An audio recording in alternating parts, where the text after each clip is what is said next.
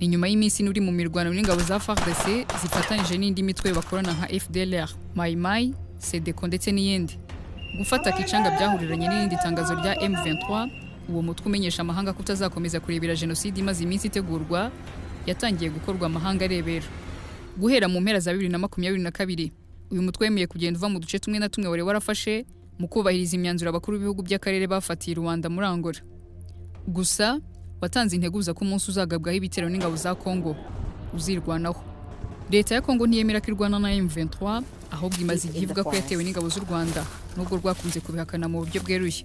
Perezida wa Kongo Felix Tshisekedi n'abandi bayobozi bakuru muri Kongo bamaze iminsi bifashisha akanya babonye mu ruhando mpuzamahanga bifatira u Rwanda ku gahanga basaba amahanga kurufatira ibihano. Je voulais diversifier évidemment parce que malheureusement notre économie dépend beaucoup des mines et les mines sont à la base de beaucoup de nos malheurs. La preuve en ce moment, nous vivons encore un de ces malheurs par l'agression rwandaise contre mon pays et ça fait plus de 20 ans.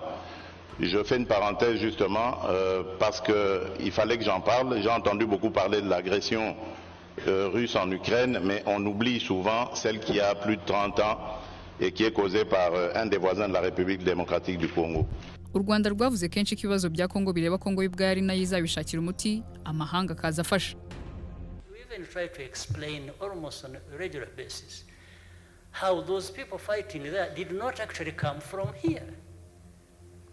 Little did I know that those who say it are actually saying, oh, these are Tutsis from Rwanda as of origin, even if it is 100 years ago. So they must go back to Rwanda. At least that's what the authorities in Congo are actually implying. I don't know whether those who support that idea from outside are aware of this and therefore could be doing it deliberately also, or doing it knowingly.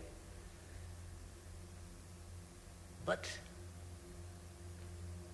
it's an abuse, a gross abuse of people's rights and actually abuse against us as a country.